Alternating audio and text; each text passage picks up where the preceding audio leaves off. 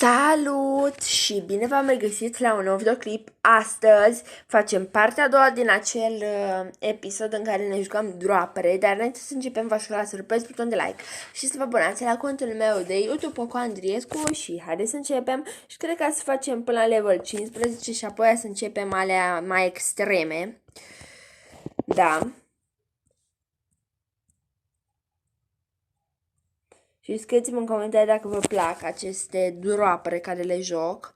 Și dacă vă place ideea asta să ne jucăm droapere, că nu ne-am jucat niciodată droapere pe acest canal de YouTube. Și aici cred că am ajuns în lumea Lego. Lumea Lego. Lumea Lego. Ce lume e asta, Lego? Nu prea înțeleg ce lume e Lego. Da. Asta e un pic grea, pentru că uitați-vă că se blochează un pic cam mult, un pic exagerăm. Și nu i-a apărut jocul nou, dar nu știu de ce se blochează. De fapt, cred că mai facem și asta nu știu ce lumei, a Minecraft-ului. Da, a fost simplă. Nu știu de ce sunt așa de ușoare. Sau doar par ușoare, nu știu ce să vă zic. Cred că mai facem asta și ne oprim.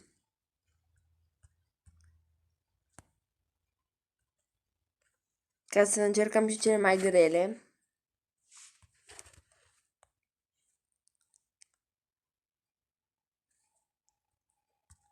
Pe ea o cheamă Laura, da.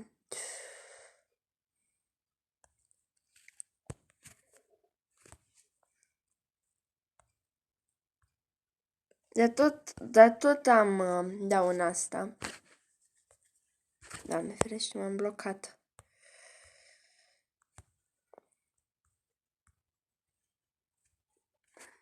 Aproape am reușit.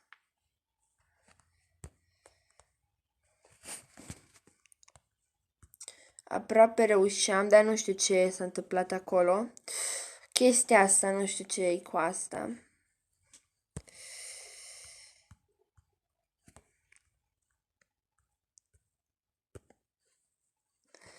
Da, era aproape, dar am atins-o, nu știu cum am rotit eu. Da, e complicat acest dropper. Dar ce vreți? Suntem la level 17, la ce vă așteptați? Da, cred că să trecem direct la cele mai grele. Da, revin cu cele mai grele. Da, am revenit și acum haideți să ne ducem la greu mod, da. Da, am revenit la această chestie care zice că e mai grea. Suntem la level 14. E același chestie, doar că ar trebui să fie mai complicată, că am dat pe nivel mai greu. Da, și asta era greu și pe normal era greu. Asta era grea și pentru mine și pe normal. Am încercat să o facem, dar n-am reușit. Dar haideți să o facem până la urmă. Haide, deblochează-te, gata, perfect. Și scrieți-mi în comentarii dacă mă descurc bine.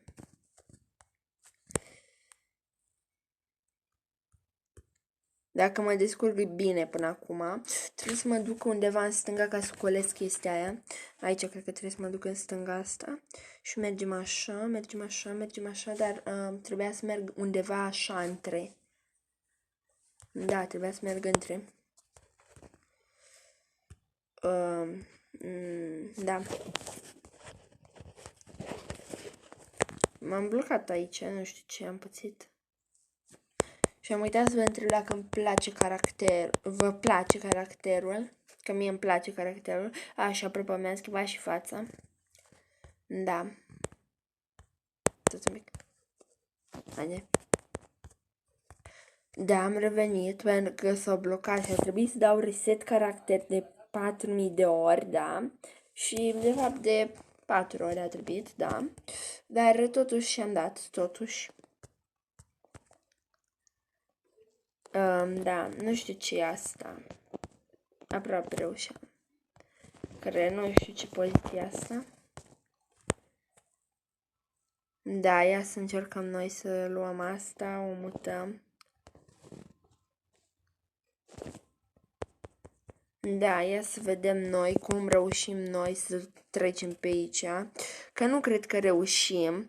Nu cred că vom reuși în acest episod să trecem de acesta. Dar poate vom reuși, poate.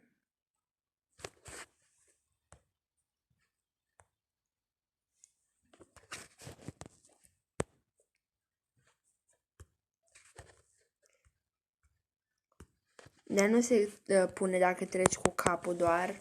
Nu așa, nu se pune.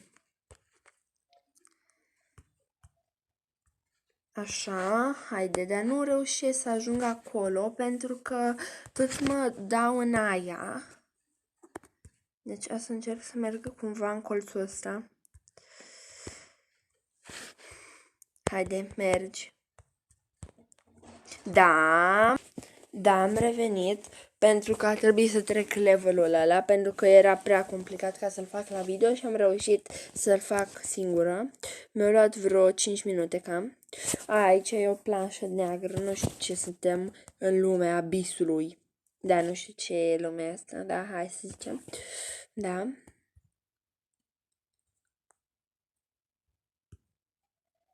Uite, aici ai.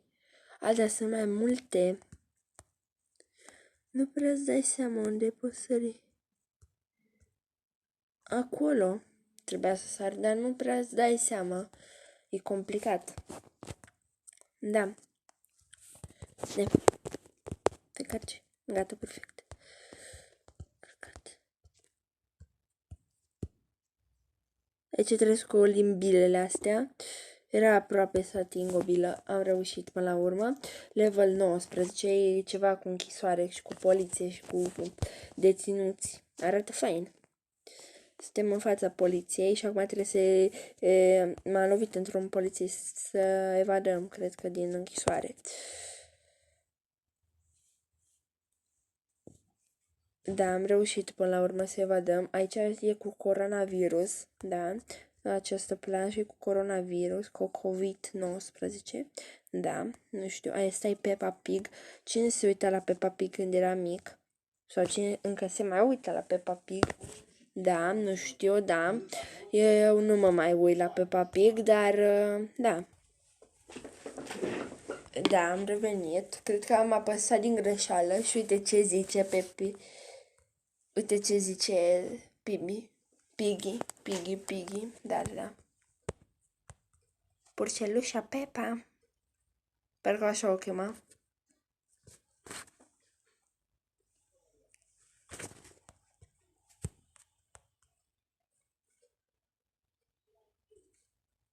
De fiecare dată când cazi, se spune asta. Ia să vedem, asta e lumea dăulecilor de Halloween, nu știu ce e lumea asta, dar hai să zicem că e faină. Suntem la level 22 și cred că ne oprim la 23. Cred că atunci să închidem video-ul. Sau cred că să facem și 23 și apoi închidem video-ul. Dar revin după ce trec levelul 23 pentru că se cam blochează, da? Da, totuși am trecut de levelul ăla și hai să trecem și de levelul ăsta cu găini, pentru că mi se pare foarte amuzant. Și cred că la level 25 ne oprim. Cred că suntem la level 24, ok. Cred că mi-a dat o eroare, nu știu. Da, mi-a dat o eroare. Cred că să închid episodul aici. Sper că v-a plăcut acest episod. Cred că, da, s-a blocat levelul oricum. Dacă v-a plăcut acest episod, atunci rupeți de like, abonați-vă la contul meu de YouTube Poco Andriescu. Până data viitoare vă zic pe curând, până la video următor. Pa, și nu uitați să vă abonați și să-mi scrieți în comentarii dacă v-ați uitat și la prima parte. Da, pa!